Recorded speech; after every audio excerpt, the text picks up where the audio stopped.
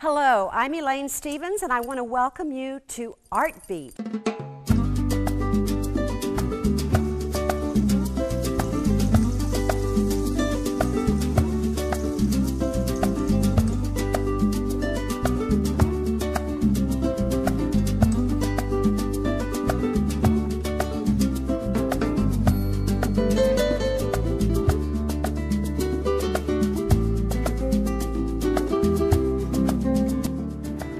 Hello and welcome to Artbeat. Today you may think we're shooting from some beautiful exotic garden or perhaps a museum with a waterfall behind me. But in truth, this is the office of a plastic surgeon, Dr. Forrest Wells, who himself is an artist on the human being. And then he has hired artists to make his office even more beautiful. And the architecture itself is a work of art by Henry Furr. You're going to meet all of these people and more during Artbeat. Stay with us, we'll be right back. Well, you're gazing at the amazing work of artist Chris Bird, who we interviewed on Artbeat last week.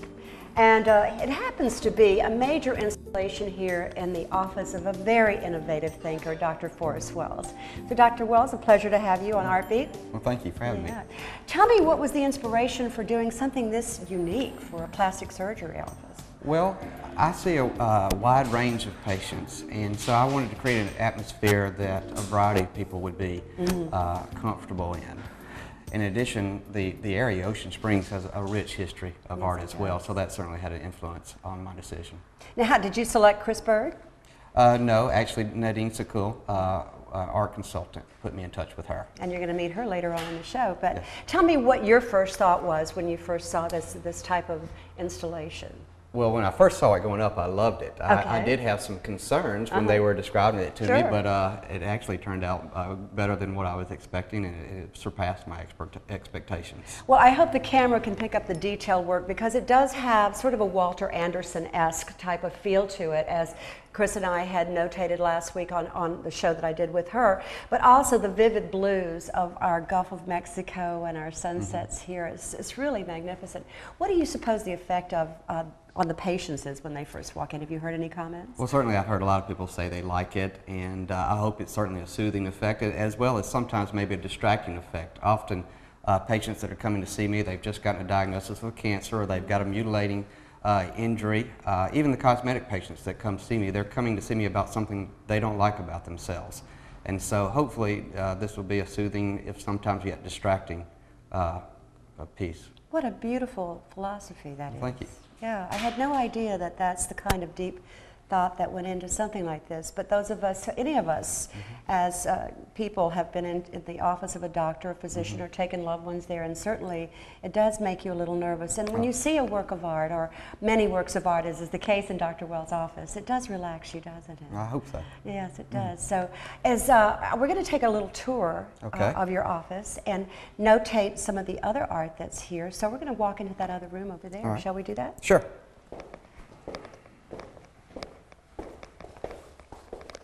Well, there's a flurry of activity here at Dr. Wells' office. You're setting up for an opening, as I understand it. That's Is that right? correct. Yeah. Yes. Well, I'm going to stay for the food, I think. Well, I have to do that. But first, tell me about, this is a really beautiful work of art with a lot of color in it, with the koi. Yes. Well, I originally saw this over a year ago, and I had some concerns about it, and I went back and saw it again recently. And in fact, this is the latest piece I had bought, and I liked it even more than the first time I saw it. And a friend actually suggested that framing it, which I had not considered doing, and that really, I believe, added a lot to it. If you look through the office, the architect Henry Furr designed this with sort of a water theme. A lot of the glass has a waviness to it. The door handles are wavy. We have a fountain up front and a rain feature up front on the side of the building. And so I thought a picture of a koi in a pond would sort of suit as well, be suitable. Wow, that's beautiful. So the waving motion actually is very cohesive and collateralized with what you were bringing to this office entirely. Yes. Well, I can't wait to talk to Henry later when he comes for the I'm sure he can fill you in a lot more. But the artist here is Bally, and the colors are extremely vivid, and as Dr. Wells said, the vivid blues sort of pick up the blues in Chris Bird's pottery over there on the wall. But I do love the framing. I mean, this is a canvas, is it not? I mean, yes, it is. And here you have it framed in such an unusual way, which adds to the artwork itself. I don't know if you can see this, but it's double framed, really. Correct, yes. And it's like a wooden frame, which has a rustic tone, but then it has sort of the gold filigree around it, and it is truly magnificent. What a unique way to display that. Thank you. So how many people are coming here tonight? Oh, my best guess, about 100. About 100 people? That's my best guess. We'll see. Oh, wow. You must be a very popular surgeon. We sent out a lot of invitations, I guess. Well, tell me this. They heard there was going to be door prizes, I believe, for some of the reps, the cosmetic reps. So I that may have an one from influence. IP, you know. I mean, Nadine does our art at IP. So Yeah. that's why I want to talk to Sure. her later on in the program and let her know that we're supporting everything she does, because she's chosen some incredible pieces for us. Was she responsible for choosing this? No, that was actually the one I found. There's two of the paintings that I could take responsibility for. She's done all the rest. Well, obviously you've done such great work on people. So your works of art are walking the streets of Ocean Springs and elsewhere, no doubt. So we'll Yes. talk about that in a little bit. We'll be right back with more Art Beat right after this message. Wow, this is a very beautiful peacock. The colors are so vivid. You really have to come by here on Gibson Street in Ocean Springs and really take a look at this magnificent work. Now, who is the artist for this one? This Dr. is Wells? Jean McKee. She's in Fairhope. Fairhope, Alabama. Yes.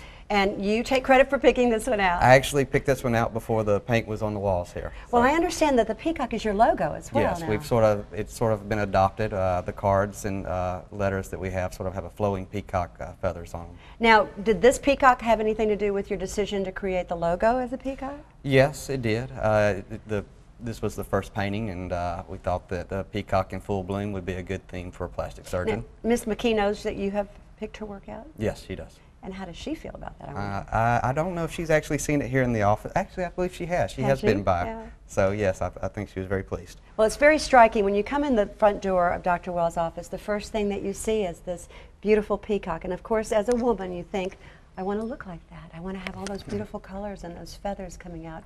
So is that sort of the symbolism behind it, the beauty of the peacock? Yes, that was the idea. Yeah. Yes. Has anybody commented? They have. Yes, certainly. What kind of Yes. comments have you gotten? Well, they mainly talk about the colors and the brilliant colors of the painting, and I'm not quite sure if they see the business cards and everything like that. They may not quite put it together, but if you spent some time here, you would. There's some other peacock feathers, not maybe as striking as this painting, but a little subtle. Yes, another artist, and Nadine and I are going to be talking about an artist that we've talked about before in Art Beat, and that's Ching. But this has to be a male peacock, Dr. Wells. Yes, it is. Okay. But we don't have to point that out. All right, I just want to make sure that we know that, because the male species of the bird peacock I is see. much I see male patients as well too. Oh, you do? Okay, certainly, that's good to yes. know that. All right. Yes. Well, we're going to meet Nadine Seacool, who is a wonderful art consultant, and actually I met Nadine at the IP. She's been helping us there do some incredible kinds of things in our poker room and some of our renovated hallways. So it's great to have you here today, and I'm going to get back with you on some of the artwork you do on faces. Great. Thank you right for having after me. this.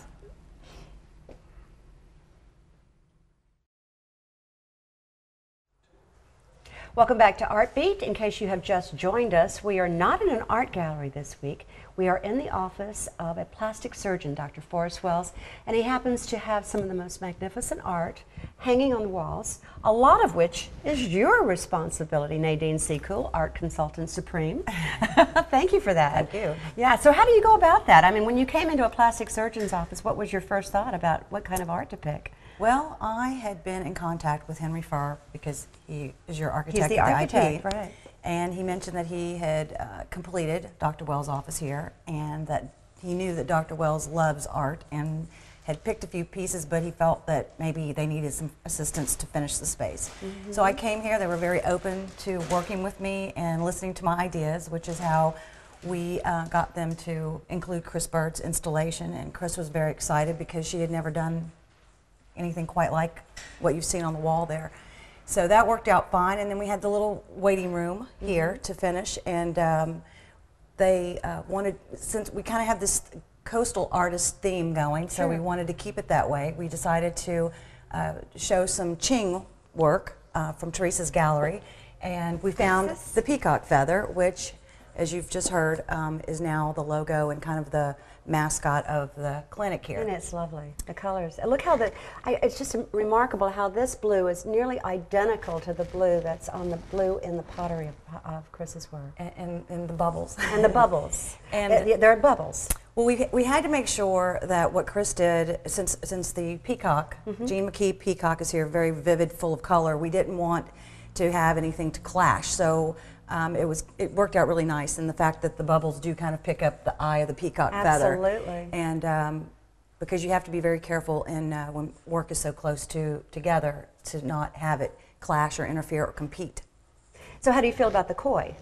The koi's in the room by itself. The koi, I think it really fits the finishes in the room, and is a little dark, but there's a lot of light that comes into that room, and the way that it's been painted by the artist Bally, she's used these fluorescent paints, as Dr. Wells has told me, that really sets off the reflection of the water. So that piece is kind of nice on its own. And he likes that soothing movement of water, it seems, the waving action as the wall outside indicates with the water flowing. And he has a fountain in front. Yes, the water has a really soothing effect on patients. Well, we're going to take a look at more Qing. Let's go into the waiting room here and take a look at it. Well, this is a lovely room. It's very intimate, and it does have a different feel a bit, but again, birds. Nature. Natural. Yes. These are more pieces by the artist Qing. She also did the peacock feather that we just discussed. But this room, because it is so small, we thought we would stick to one artist. And we found this was the first piece that was selected. I call it the heron in the grass. But we found the vertical heron that you can't see at the moment that also complemented it.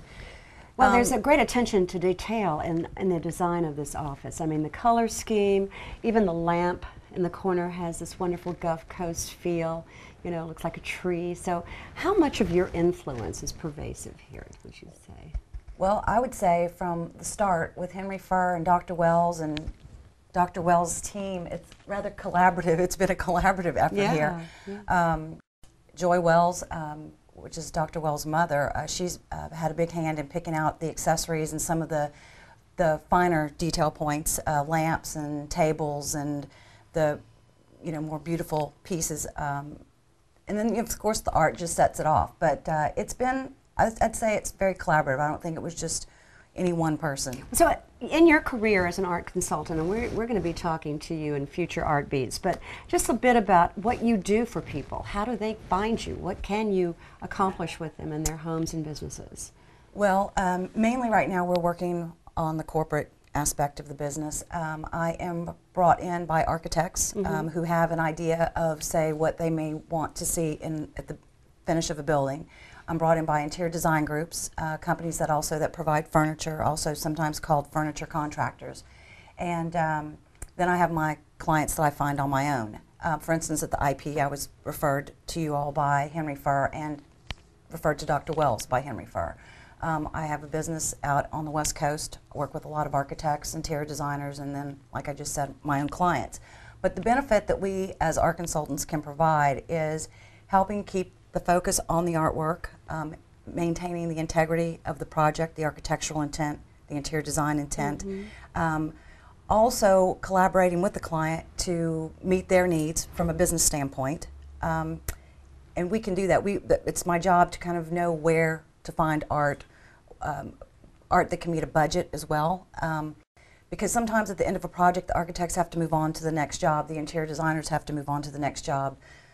Dr. Wells had to get back to work and open his clinic. So she's very patient, I can tell you this, because you've had to show that kind of patience and integrity at IP, because it took a little bit longer than anticipated in some of our projects. Yeah, it's about being patient. A lot of times it's not about what I want. Right, it's about what the client wants. It's what the client wants, but you have to make sure that it is also going to turn out the way that you want it to turn out. So again, I prefer to approach what I do in a more collaborative sense. I like everybody to know why I've brought something to them, put a reason or a meaning behind it. It's sometimes easier to make the payment on it if you feel that it's meeting a business requirement, not just an aesthetic requirement. Not just an aesthetic. Right. Yeah. So if you can, I think if you can make both of those things happen, then you've really done a good job. Well, your work is extraordinary, and we're going to learn more from you in future Art Beats. I hope to interview you again, because to have someone come into your home or to your business and be able to match up not only your personality, but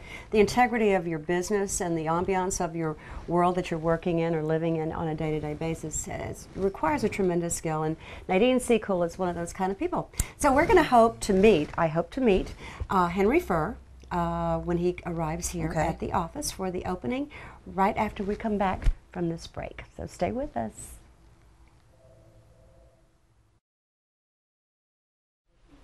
Welcome back to Art Beat. As I meander down these magnificent marble hallways, you'd think I was in a Mediterranean villa rather than the office of a plastic surgeon. But we're going to talk to Dr. Wells a little bit about his artwork. Well, hello again. Now it's your turn to talk about your artwork. I see two of your creations here. Yes, that's Jeb and Josh. Oh, absolutely beautiful. The twins. Yes. They're twins. Well, and if you can see behind me, I see some work of art that's somewhat like the koi in the, a lot less expensive. Yes, it was considerable. I have unlimited access to that artist. And that artist is? Jeb Wells. And he's 8 years old. He's 8 now. He's probably 7 when he painted that. That is absolutely beautiful. And I saw some of your mother's artwork in one of the yes. lounges there. Absolutely beautiful. But your work on human beings, how did that all begin for you? Well, that's a long story. I'm not sure how long. I actually started off as a general surgery resident, and I injured my thumb, and a plastic surgeon treated it, and I got to know him pretty well. And if I wasn't busy doing my general surgery responsibilities, I would go and operate with him, and I found I liked his work a lot more of what I was doing. Wow. And so after I completed my general surgery training, I applied to a plastic surgery fellowship and trained in Chicago. In Chicago, my old stomping grounds. Yes. Well, the human being is a canvas unto itself. I understand that. But unlike an artist that does birds or does fish, you can't keep doing the same things over and over again with a person. So how individualized is your approach to the patient? Every patient is different. I mean, certainly there are some aspects of the operation or patients that are consistent, but no one comes in exactly the same. And so although I would say there are some consistencies, there is always some differences as well. Now, when you look at the face of a human being, I mean, it's usually a lot of this is for cosmetic reasons, right? People come probably about half of my practice is cosmetic, depending on the economy. Lately, with the downturn in the economy, it's been less than half, but that fluctuates. The timing of the year makes it fluctuate. Really? Springtime, people getting rid of summertime. The cosmetic aspect comes up. Christmas time, actually, this time of year, when people have time off, that's when they tend to do cosmetic surgery as well. But your philosophy is so beautiful about the gentleness that you use when you meet a patient and how you speak with them about their needs. So what are some of the first things you ask them? Well, it really depends on what they're here for. Like I said, there's such a variety. And as I mentioned before, if it's a cosmetic patient, they're often unhappy with what they're coming to see me about. So there's some sensitivity, and surprisingly, a lot of times what they're concerned about is not what strikes me. How remarkable. So you don't try to dictate to them what their needs might be. No, you have to listen first. You have to listen. Yes. Any particular work of art that you're especially proud of, that without naming names, I understand well, there's quite a bit, yeah. But, there's quite a bit. I don't think I could pull just one out. I have a lot of before and after pictures I'm proud of, but I don't think one really stands out. So, do you actually do any artwork on canvas? No, absolutely not. Isn't that remarkable? There are two types of plastic surgeons, the ones that are very artistic and free, and they sort of wing it as they go, and they're carpenters, and I'm a carpenter. I measure details to the millimeter and plan my operations out ahead accordingly. In fact, my only C in college was from basic drawing, and it was supposed to be an easy A, and the art professor didn't like my measurement to scale exact. He wanted more Picasso, you know, very free. The only A he ever gave me was when I forgot to do a drawing, and I created one out in 3 minutes before the class. every other drawing he gave me a C. That one that I created in 3 minutes, he gave me an A on. He So, liked that freedom. Yes. It looks like your son's inherited that portion of your life. Yeah. Well, the mysterious Henry Furr is yet to arrive, but we're going to get with him as soon as he gets here. And I tell you, this has been absolutely wonderful. Thank you for having us. We'll be back with more Art Beat right after this.